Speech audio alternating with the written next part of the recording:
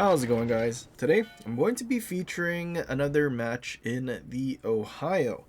In this one, pretty decent matchmaking, two battleships, a bunch of cruisers that we can overmatch, including a bunch of Hindenburgs. People have finally been, I suppose, whaling their way to Hindenburg, at least through the July update. And, well, I mean, this is pretty ideal matchmaking. We have a friendly daring that I'm kind of expecting to at least have some sort of idea how to play daring. Although my assumption uh, is obviously going to be the wrong one, relying on blueberries to get anything done correctly or effectively. Um, yeah, that's just not the case. Daring turns away from B, daring being a DD with sonar, going to the middle objective, especially one that's being contested, honestly is kind of a good place for them to be at. We take a pot shot at an enemy Hindenburg across the map to see if we can dev strike him while he charges in. Unfortunately, we don't dev strike him, but we did do a decent amount of damage. Also, the build that I'm currently running is Optimus Prime.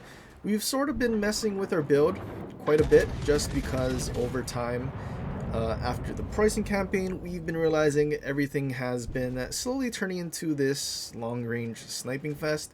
Pricings don't push in, they kind of just sit at islands and hide.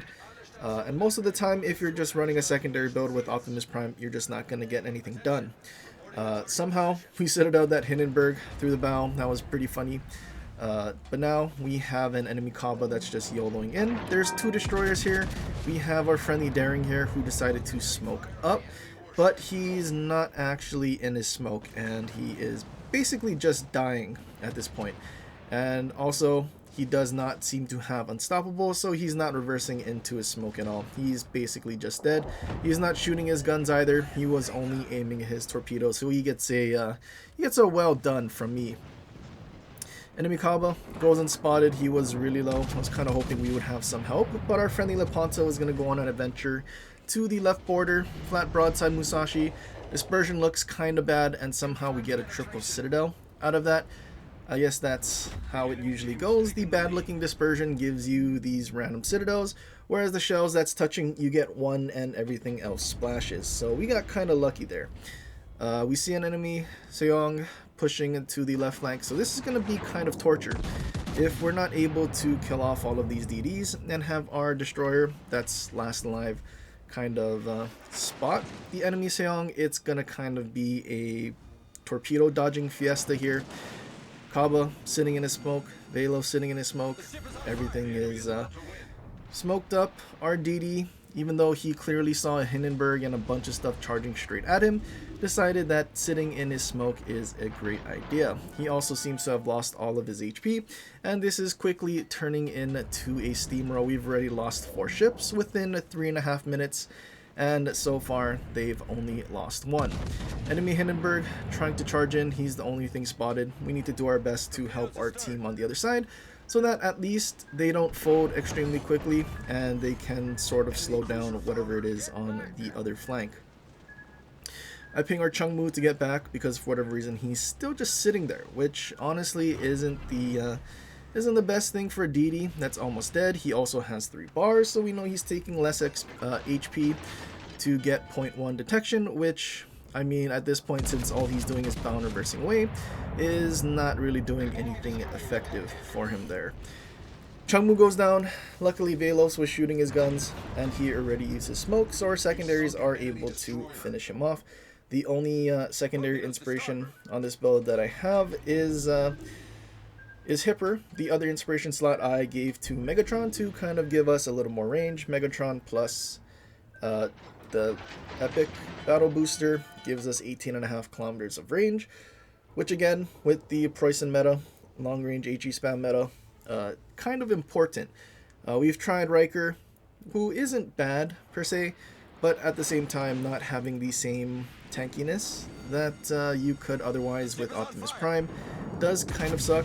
If I think Riker had Firefighter, I'd probably run Flammable Cannoneer, Firefighter, and Master Mechanic, but unfortunately that's not something we have the luxury of while using Riker.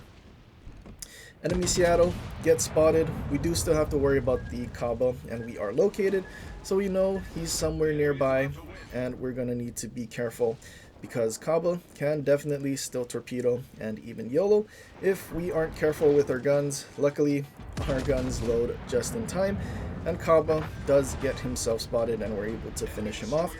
Now all that's left is an enemy destroyer on the other flank. This Montana that's been cross-mapping us, who seems to have eaten a lot of Shimatorps and a bunch of things on this flank, which could be a problem. Seong sitting in smoke and spamming torpedoes, which after eating a couple of Kaba Torps definitely isn't good. There's also an enemy Seattle that's been farming us over the island this entire time. Our Lepanto is still running away. He's full HP. I think if he had been pushing in and we had taken ACAP a little more aggressively, not only would Chungmu still be alive, but these cruisers wouldn't be able to do what they have been doing, and I think that's kind of where our team is suffering. I mean, on top of that, I mean, the two DDs, Daring and Chungmu, pretty tragic, if you ask me. I think if Daring just simply did his job and didn't have a very questionable build, not having Unstoppable while trying to smoke up, this game would probably be a lot more winnable. Enemy Seattle, just sailing in a straight line. Seattle overmatchable by Ohio. Kind of hoping for a Citadel here, but unfortunately we do not get one. We do chunk him pretty good, but now we kind of need to worry about the enemy Seong that's sitting in smoke off our broadside, because I'm going to assume there are torpedoes meant for me, as well as our friendly Lepanto, because reload boost, 8 torps per side. That's just not a fun time for battleships. Seattle sails in a straight line again. We use our front guns hoping that we can finish him off so we can start focusing these other cruisers and then give us a chance to actually get something done. But unfortunately, dispersion didn't work with us, and all we did was get 1 pen and 1 overpen. Enemy Seong reverses out of his smoke, and this gives us an opportunity to push in and also close in, but we need to be careful, again, because torpedoes and torpedo reload booster. But since he's been focusing the Lepanto the entire time, I'm kind of gambling on the fact that he probably launched all of his torpedoes at the Lepanto instead of trying to split them against myself and the Lepanto. Seong sailing in a straight line back into his smoke. Guns just haven't been reliable enough to get anything done. If Seong decides to start YOLOing, I do need to be careful though, because Seong does have that 32mm casemate, which at close range we're not going to be able to ignore. We're going to have to hit his bow. At long range we can kind of get away with hitting his deck and do some damage that way. As for whatever reason, even with maxed plotting room here, dispersion trying to shoot at a bow in Seong is just horrible, probably due to concealment and camo doing 9.5%, which is pretty brutal. But at the same time, having a 2.0 Sigma, you kind of would expect that you're at least able to hit what you're shooting at. Seong turning flat broadside, we know it's coming. He has launched his torpedoes, and they do in fact show up. Unfortunately, I was a bit careless here. I was trying to secure that Seattle with our secondaries instead of having it focus the Seong. Had they been focusing Seong here, probably would have died or killed off the Seong, and I wouldn't have had to worry nearly as much. But it seems that Seong does not have torpedoes ready, and that's kind of fortunate for us. We also did encap or destroy one of his torp tubes while he was charging in. We're out of heals, we're on a fire. Seattle sailing flat broadside again. Finally gonna get the dispersion that we need, but unfortunately it's too little too late. We tried our best to claw this back from well, a steamroll, and we were able to at least secure a Kraken out of this. But yeah, what a tragedy. 231,000 damage, Confederate, close quarters, high caliber, and a Kraken. And on top of that, 2,500 base XP in a loss. We also topped the entire match, including the enemy team getting their 50% win bonus, which, I mean, if you think about it, that's pretty brutal. Also, Friendly Salem got dev struck by a Musashi at the start by charging straight through the middle. I mean, I don't know how you get dev struck by a Musashi, but it is what it is. This team folded extremely hard, and unfortunately wasn't able to get anything done, as we more than doubled the Lepanto that was driving in spawn, farming damage as his main source of XP. But yeah, that's a brutal, tough loss, man. Looking at our friendly team's commanders, I mean, we had a Chung Mu with a max commander, and yet it was some very questionable destroyer gameplay.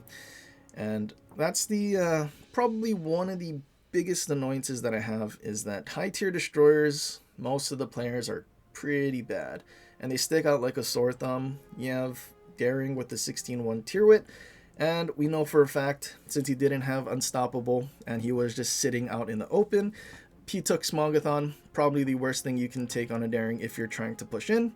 If you're going to farm and smoke up, sure, but he pushed in, had his engine knocked out, and he wasn't even able to get back in. So kind of oof.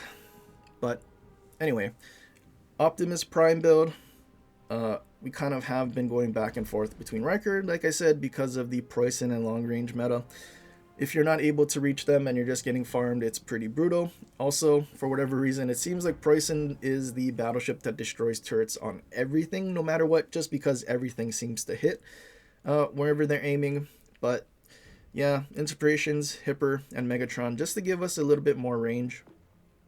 I mean, we technically could have just been using Fernandez for a little bit more range and secondary range, but getting the ability to shoot 18.5 seems to work out a little more than only being stuck at like 18. But yeah, unfortunate, tragic loss. But anyway, that's pretty much it for this one. I hope you guys enjoyed. If you did, leave a like and subscribe for more, and share with your friends, or leave a comment down below for other ships you want to see in the future. But anyway, guys, until next time, aloha.